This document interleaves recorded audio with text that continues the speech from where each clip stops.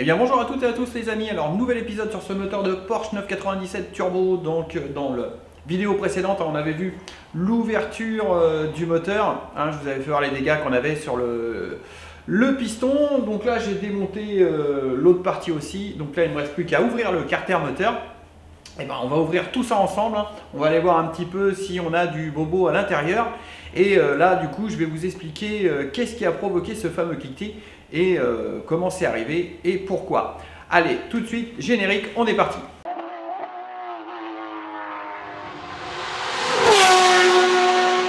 Eh bien les amis, voilà où j'en suis rendu.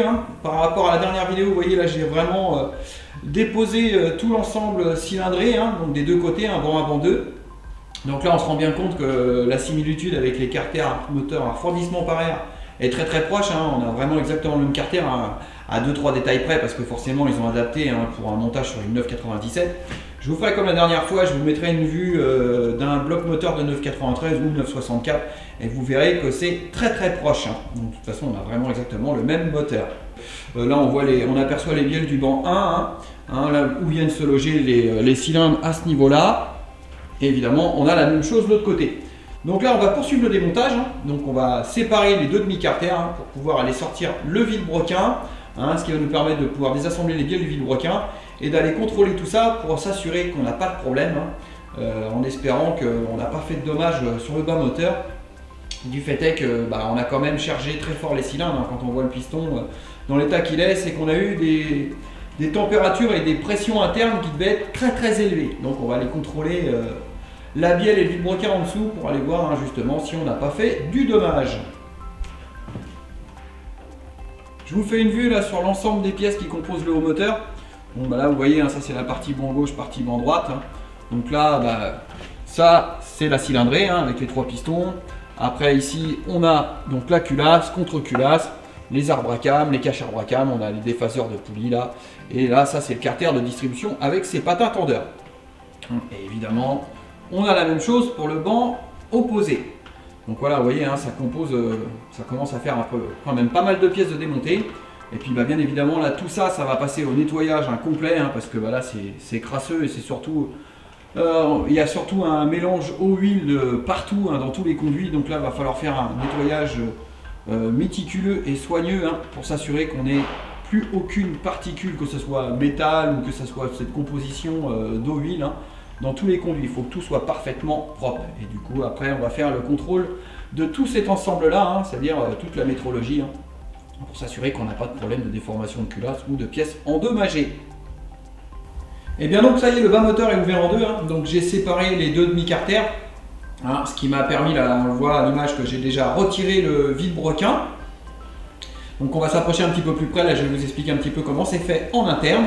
Donc les internes, là on aperçoit, donc on a la pompe à huile qui est située à ce niveau-là, qui est entraînée par un arbre intermédiaire ici, là, qui lui est entraîné directement par vilebrequin et qui entraîne aussi directement les chaînes de distribution pour le banc 1 et le banc 2. Donc après, là on voit à cet emplacement-là, on a la ligne d'arbre, communément, comme on appelle, donc les coussinets de vilebrequin. Donc eh bien déjà, bonne nouvelle, c'est que à première vue, visuellement, je dis bien visuellement, je n'ai rien d'abîmé, j'ai pas de marque sur mes coussinets en particulier, donc c'est plutôt bon signe. Bon, à savoir que quand même ces bas moteurs là sont quand même très très résistants. Mais bon, évidemment, on va passer tout ça en métrologie quand même, les demi-carters, bien inspecter visuellement tout méticuleusement pour aller voir si on ne voit pas de traces ou des points de cric ou des points de chauffe, donc au vu de ce qu'a subi le moteur. Alors là, vu sur le deuxième demi-carter, donc je l'ai déjà passé dans la laveuse parce que c'était gras, plein d'huile. Donc comme je vous disais, comme pour l'autre côté, en fait, on n'a pas de dommages visuels. Donc bien évidemment, après, en fait, ce qui va se passer, c'est qu'on va désosser complètement l'autre demi-carter. On réassemble les deux demi-carters et on va aller contrôler la ligne d'arbre pour voir si au niveau des diamètres d'alésage, si on n'est pas ovalisé et si tout est bien parfaitement aligné. Donc là, juste à côté, on a donc les boujons de carter, vous voyez, j'ai déjà nettoyé toutes ces pièces là. Alors ici on a la vue sur la pièce la plus importante du moteur, on va dire, qui est toujours une très belle pièce chez Porsche, donc le vilebrequin au complet avec toutes ses bielles. Donc là maintenant ce qui va me rester à faire dans un premier temps, c'est que déjà je vais désosser hein. Donc je vais enlever toutes les bielles et puis après je vais aller contrôler mon vilebrequin, hein, sur le marbre pour voir s'il n'a pas pris de flèche, s'il n'a pas été endommagé. Puis bien évidemment on va aller prendre les cotes de tous les paliers pour être sûr qu'on n'a rien d'abîmé, hein. Donc déjà visuellement, hein, sur les paliers de vilebrequin, comme je disais, il n'y a aucune marque, hein, donc on n'a pas eu de souffrance à ce niveau-là. Donc bon, après le moteur n'a pas eu un manque de lubrification, hein. C'est vraiment un problème de cliquetis qu'on a eu qui a fait un grippage sur les cylindres. Donc et ben là je vais démonter les bielles, hein, de tout ça.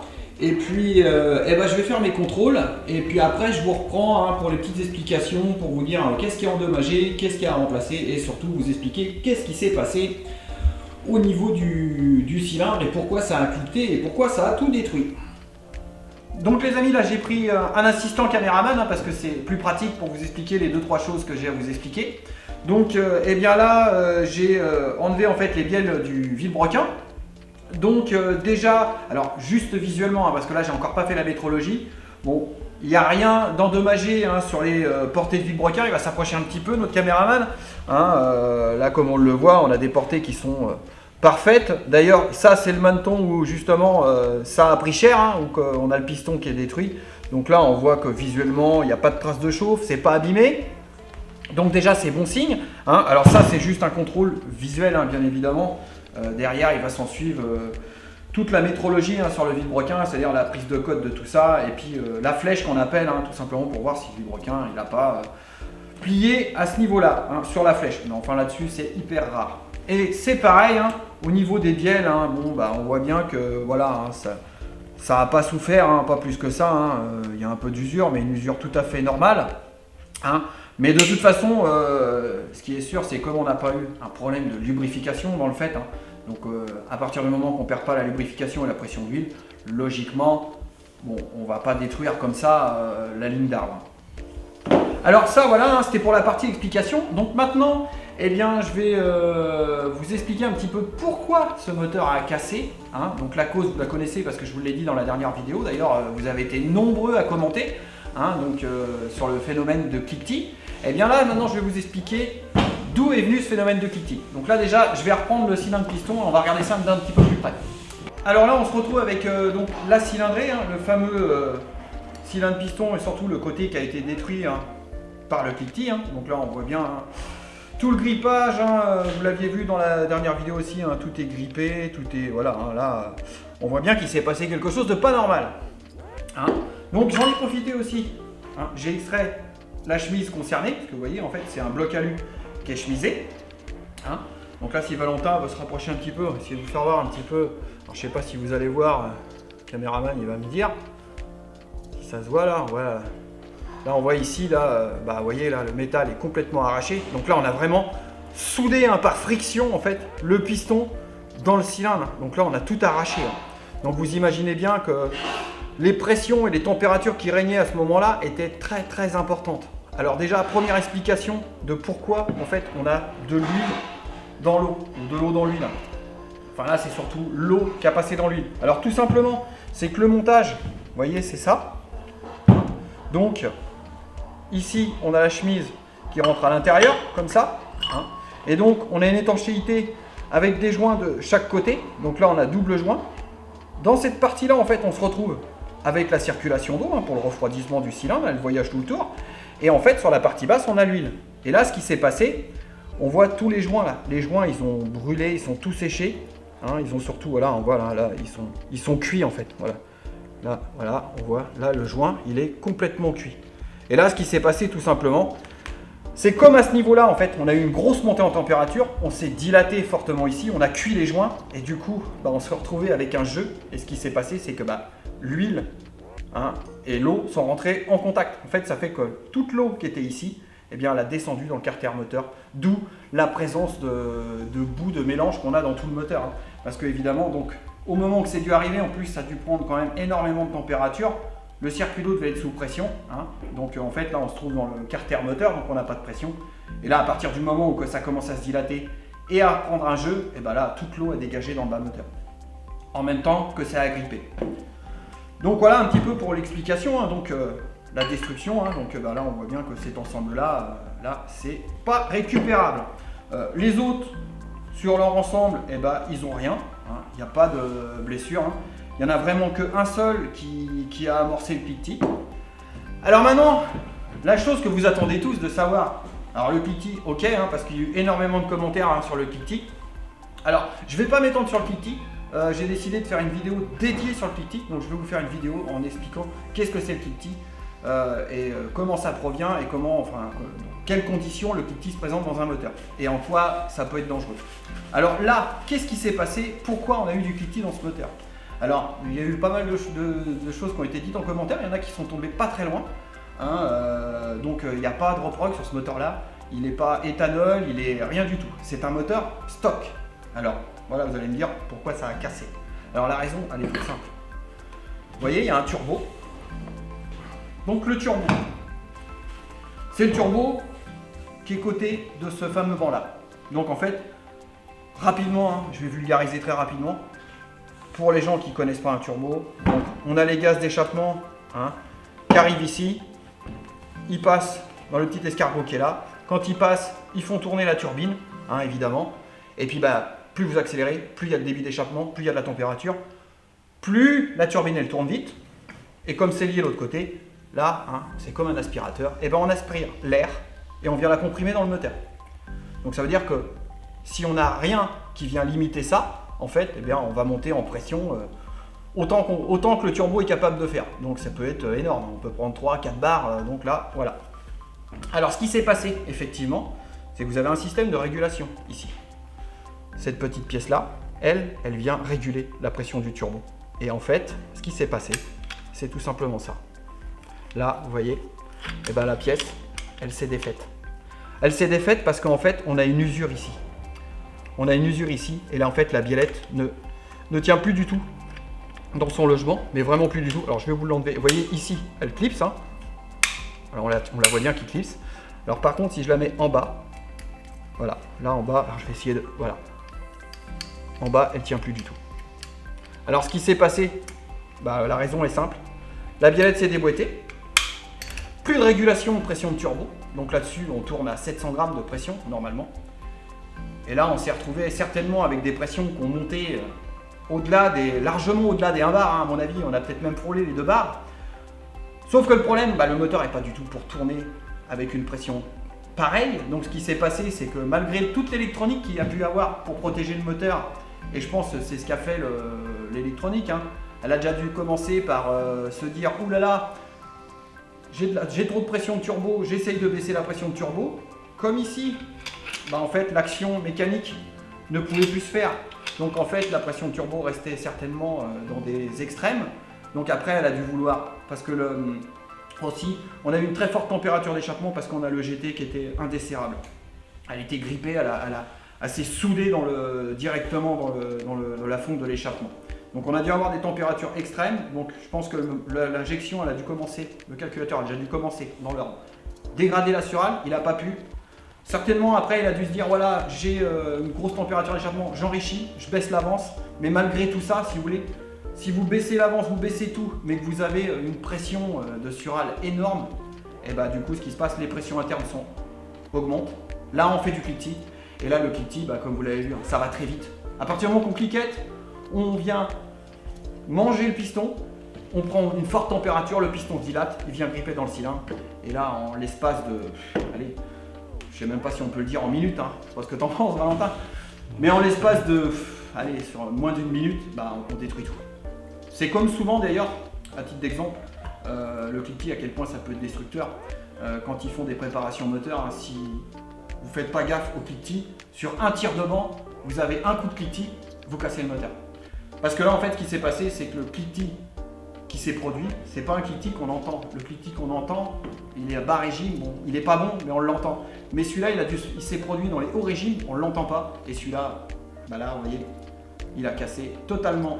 Alors, totalement le cylindre. On a une chance, c'est que, en fait, a priori, on verra ça après la métrologie, mais on n'a pas tant de dégâts que ça. Ça s'est arrêté à temps, on n'a pas de bas moteur de cassé, on n'a pas les bielles qui ont coulé, enfin, on aurait pu se retrouver avec un carter moteur explosé, tout sorti, tout éclaté. Là, en fait, on se retrouve, on va dire, avec un cylindre piston de mort. Bon, effectivement, on va changer l'ensemble. Hein. Une chose où j'ai un doute, c'est cette pièce-là. parce qu'à mon avis elle a dû prendre une forte dilatation, bien observer si elle est toujours, si le diamètre hein, on n'est pas ovalisé, hein, parce que ça c'est hyper important pour l'étanchéité. Et puis la métrologie sur le bas moteur au niveau des bielles et du vilebrequin. Mais on va dire que là on s'en tire plutôt pas mal, parce qu'on n'a pas de casse majeure, parce qu'on a vu des cas extrêmes hein, où que ça en fait ça finit par gripper, le bas moteur ça bloque, la bielle à casse, ça continue à tourner, vous imaginez la bielle cassée dans le bloc à la on explose tout et là le moteur malheureusement c'est poubelle. Là eh bien on va pouvoir le sauver. Donc voilà un petit peu les causes. Hein. Alors le cliquetis, voilà, hein, en fait il s'est produit, on a cassé le moteur à cause d'une pièce, allez la petite biellette là, avec son axe, c'est un truc à 20 € quoi. Je sais pas, je dis ça comme ça, hein, mais enfin, vous voyez, hein, cette petite pièce là, allez, ça vaut rien quoi. Et en fait, là il y a un petit circlip à l'intérieur, et là je pense qu'il a pris la corrosion. Alors, je ne sais pas la provenance du véhicule, si c'est un véhicule qui a roulé peut-être sur des endroits où en fait c'est fortement enneigé, comme en Allemagne ou même dans le sud de la France, et qu'il sale beaucoup les routes. Et puis malheureusement le sel ça vient se mettre partout et ça attaque. Et là en fait ce qu'on se rend compte c'est que cette pièce là elle est toute corrodée. Le petit circlip intérieur, je ne sais pas si vous allez voir, mais le petit circlip intérieur il est complètement corrodé. Donc en fait il fait plus du tout son action. Et là, si, vous voyez, si je le mets ici, on se rend bien compte, voilà, vous voyez, elle tient plus. La biellette, elle tient plus du tout. Donc là, malheureusement, ça a coûté une grosse intervention à un moteur, quoi. Hein, juste pour une petite pièce comme ça. Donc, eh bien, vous voyez que malgré toutes les protections électroniques qu'il peut y avoir sur ces moteurs-là, ça arrive à casser quand même hein, quand on a des extrêmes, hein, parce que eh bien voilà, hein, alors parenthèse, c'est la première fois que je vois ça sur ce type de moteur là quoi. Là voilà, j'avais jamais vu de 996 ou 997 turbo, hein, c'est ce type de moteur là cassé, hein, où c'est extrêmement rare, ou alors c'est des moteurs qui cassent parce que c'est des moteurs qui sont préparés assez violemment, hein, c'est assez extrême, on peut sortir beaucoup de chevaux d'un moteur comme ça. Vous avez vu la 996 qu'on a passé sur le mode puissance, on est très vite à 600 chevaux. Avec un couple assez conséquent. Donc vous voyez, c'est des moteurs qui encaissent relativement bien, même en étant d'origine. Mais voilà, même ceux-là qui sont préparés aux alentours de 600 chevaux, quand c'est bien fait et que c'est bien entretenu, ça casse pas. Et là en fait, eh bien, le problème c'est ni un défaut d'entretien, ni un défaut d'utilisation, ni une reprog, ni carburant, ni quoi que ce soit. C'est vraiment juste à cause de ça. Donc l'explication elle est là.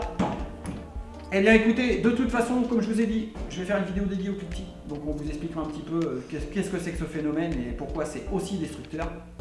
Hein. Et puis, ça va être la fin de cette deuxième vidéo sur ce moteur de 997.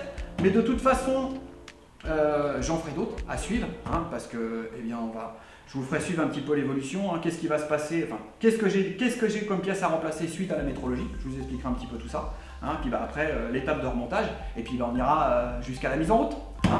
Et une petite parenthèse rapide, le petit caméraman il va faire un petit 360.